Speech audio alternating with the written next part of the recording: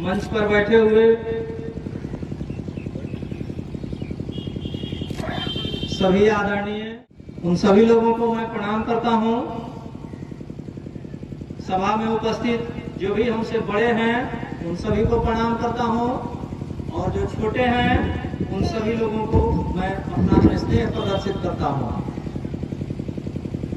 हमारे अनुरोध पर इस सभा में सम्मिलित होने के लिए आए हुए IAS ऑफिसर और हमारे अस्थायी अभिभावक और संस्था के वरीय सदस्य श्री R प्रसाद जी को प्रणाम करता हूं। हमारे अस्थायी अभिभावक रिटायर्ड जिला अपर दंडाधिकारी और संस्था के वरीय सदस्य श्री ललन प्रसाद जी को मैं प्रणाम करता हूं।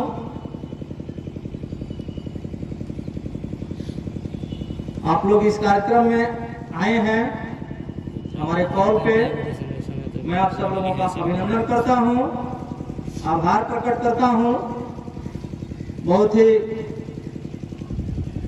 अच्छा आयोजन किया गया है, और जिन लोगों का ये विषय है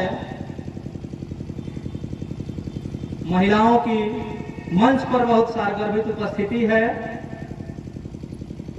जिसके लिए मैं आप सब लोगों को धन्यवाद करता हूं।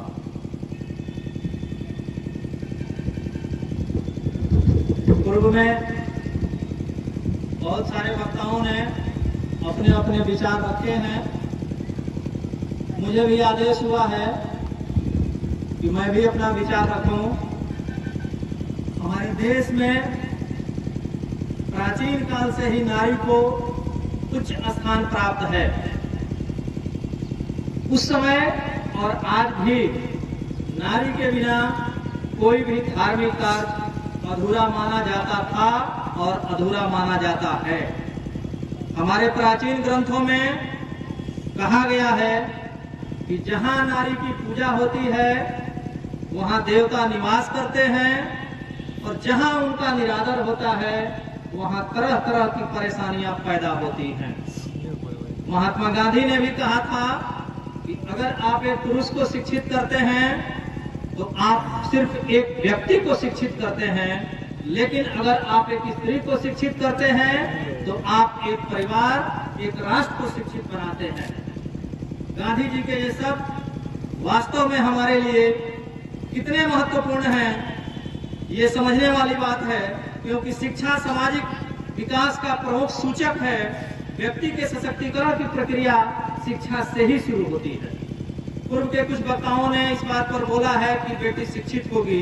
महात्मा गांधी ने भी बहुत पहले ये बात बोली है कि व्यक्ति के सशक्तिकरण की जो प्रक्रिया है वो शिक्षा से ही शुरू होती है। किसी भी समाज का विकास तभी संभव है जब समाज के भीतर निवास करने वाली जनसंख्या के प्रत्येक भाग की पूर्ण सहभागिता हो, और महिलाओं के सर्वांगीण विकास के लिए उनकी पूर्ण सहभागिता हो। ये बातें महिलाओं के प्रति भेदभाव मिटाने हेतु संयुक्त राष्ट्र संघ के घोषणा पत्र में कही गई है।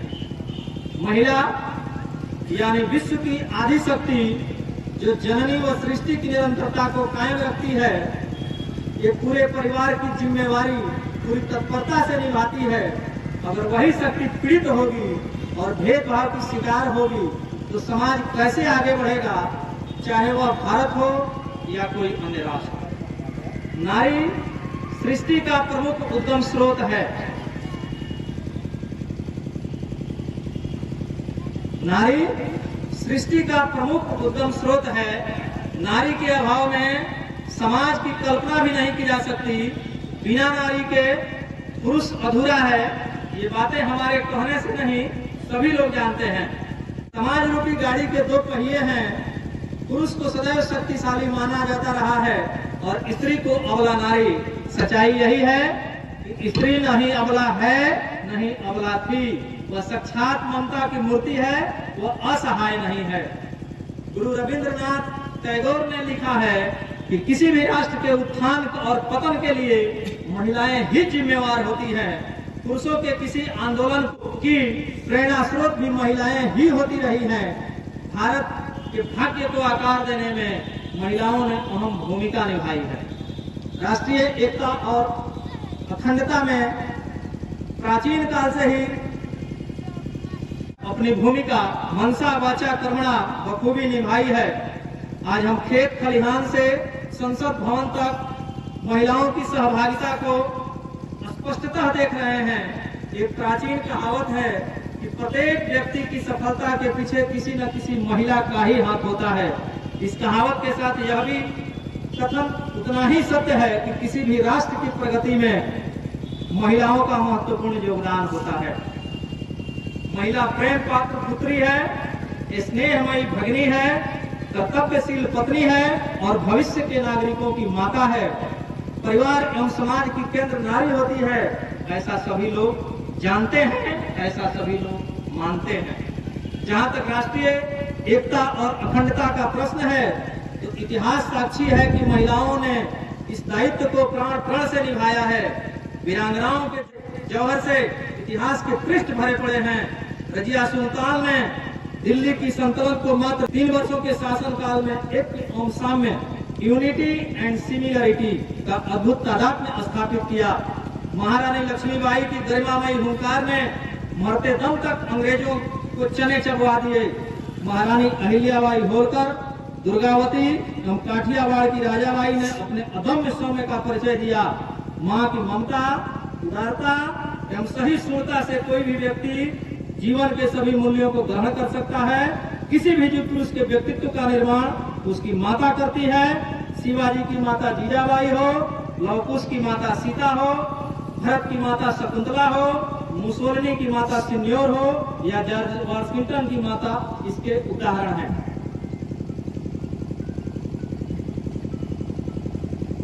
भारत के स्वतंत्रता आंदोलनों में नारियों ने जितनी बड़ी संख्या में भाग लिया, उससे यह सिद्ध होता है कि समय आने पर महिलाएं प्रेम की पुकार को क्रोध की हुंकार में तब्दील कर राष्ट्रीय अखंडता को अक्षुण्ण बनाए रखने में अपना सर्वस्व समर्पित कर सकती हैं। सरोजिनी नायडू, स्वरूप रानी, विजय लक्ष्मी पंडित, अल्लाह Asaf Ali, Annie Besant, madam Bhikaji Cama, Sucheta Kripalani इत्यादि महिलाओं ने राष्ट्रीय एकता एवं अखंडता के दायित्व को पूर्ण करने में कोई कोर कसर नहीं छोड़ी। आजादी के बाद इंदिरा गांधी ने अपने प्रयासों से राष्ट्र को अखंड बनाए रखा।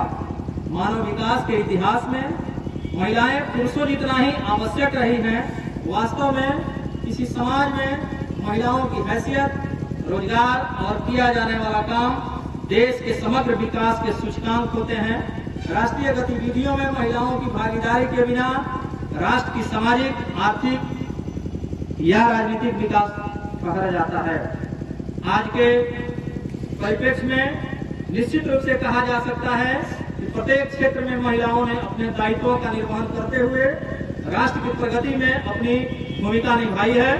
महिलाओं ने इस पुरातन युक्ति को चरितार्थ कर दिखाया है कि यदि पुरुषों में छात्र तेज है तो महिलाओं में दैवीय शक्ति है। सामाजिक, धार्मिक, आर्थिक, राजनीतिक एवं प्रशासनिक इत्यादि समस्त क्षेत्रों में अपनी कार्य कुशलता एवं जीवन का परिचय देकर महिलाओं ने सफलता के नए आयाम स्थापित किए हैं। आज की नारी स्वतंत्र है। सत्ता की कुर्सी हो या खेल का मैदान, वैज्ञानिक अनुसंधानों की प्रयोगशाला हो या कला साहित्य का संसार, सेना का कार्य हो या आकाश में विचरण, समुद्र के अंदर का कार्य हो या भूतल में, आज नारी के लिए प्रत्येक क्षेत्र का द्वार पूर्ण रूप से खुला हुआ है। इतिहास साक्षी है कि जब जब समाज या राष्ट्र ने नारी को अवसर प्रदान किया है, तब तब नारी ने विश्व के समक्ष श्रेष्ठ उदाहरण प्रस्तुत किया है। मैं महिलाओं की उपलब्धियों को गिनाना शुरू करूं तो अंतर्राष्ट्रीय, राष्ट्रीय और क्षेत्रीय स्तर पर मुझे 3 दिन लगेंगे, लेकिन क्योंकि समय सीमित है, राजनीतिक परिदृश्य में देखें तो कई महिलाएं अंतर्राष्ट्रीय और राष्ट्रीय स्तर पर मजबूत पहचान बनाई है, तो कई क्षेत्रीय स्तर पर मजबूती से छाई हुई है। पशु उत्थान एवं पर्यावरण सुरक्षा जैसे कार्यों द्वारा मेनका गांधी ने एक अनुकरणीय उदाहरण प्रस्तुत किया है। सामाजिक कार्यकर्ता मेघा पाटेकर ने निरंतर अपने कार्यकलाप को एवं सक्रियता से महिलाओं को जागृत एवं क्रियाशील होने की सीख देने में सफल रही है।